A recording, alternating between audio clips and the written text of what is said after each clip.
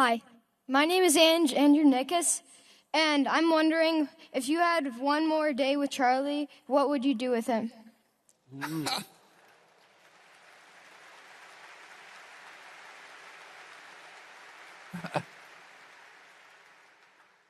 Well, it's kind of interesting because, in effect, I did have one more day. I mean, it wasn't a full day or anything, but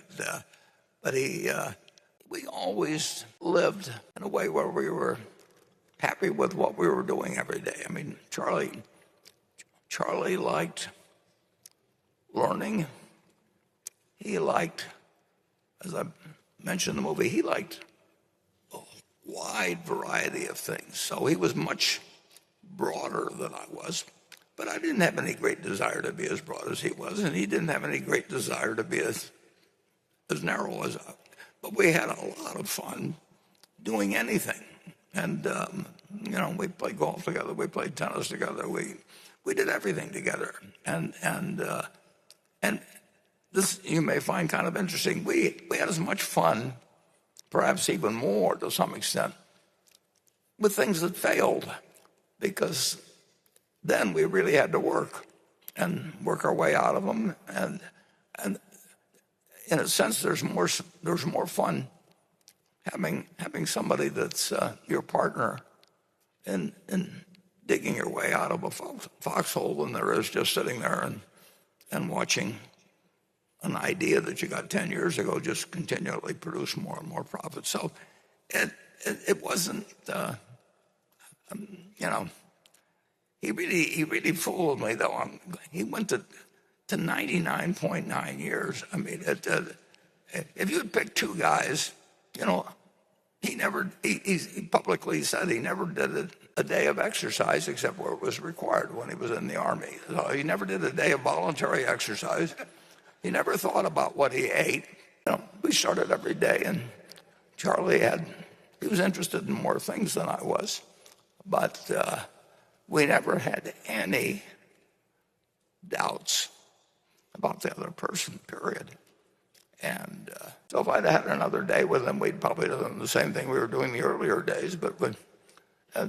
And we wouldn't have wanted another. We only had one day. There's a great advantage in not knowing where you're going to, what day you're going to die.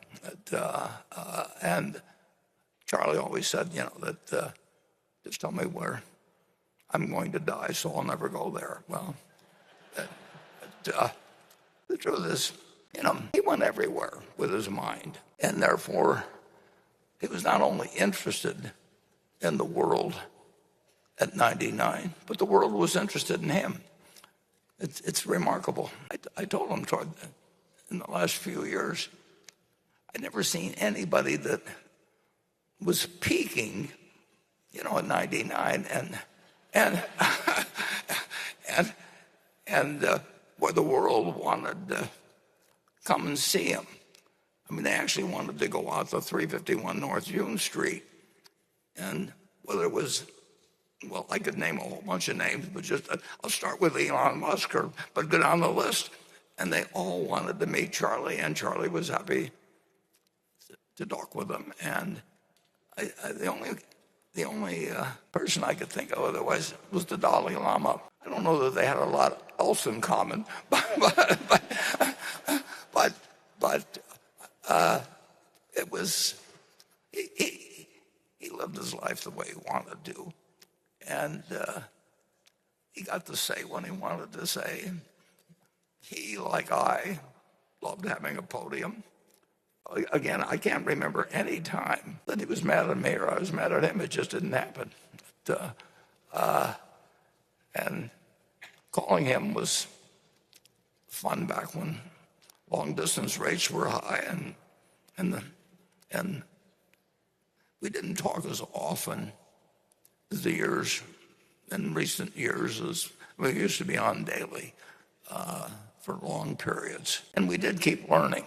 And we liked learning together. We tended to be a little smarter because as the years went by, because we had mistakes and we had other things where we learned something, and the fact that he and I were on the same wavelength in that respect. It meant that the world was still a very interesting place to us when he got to be 99 and I got to be 93. So I don't have a perfect answer for you there, but I can tell you the ingredients that would go into. Sometimes people would say to me or Charlie at one of these meetings, if you have lunch with one person that lived over the last 2,000 or so years, who would you want to have it with?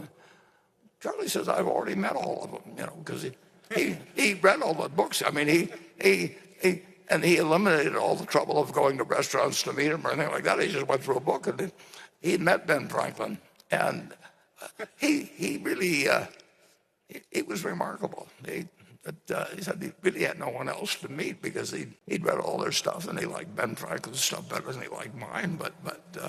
But with Ben Franklin, he just had to read about it. They didn't have to go have lunch with him or anything of the sort.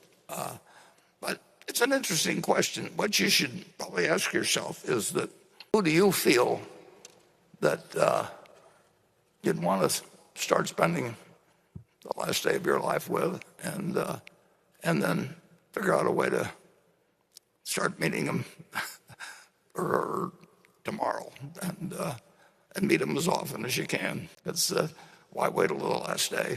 And don't bother with the others.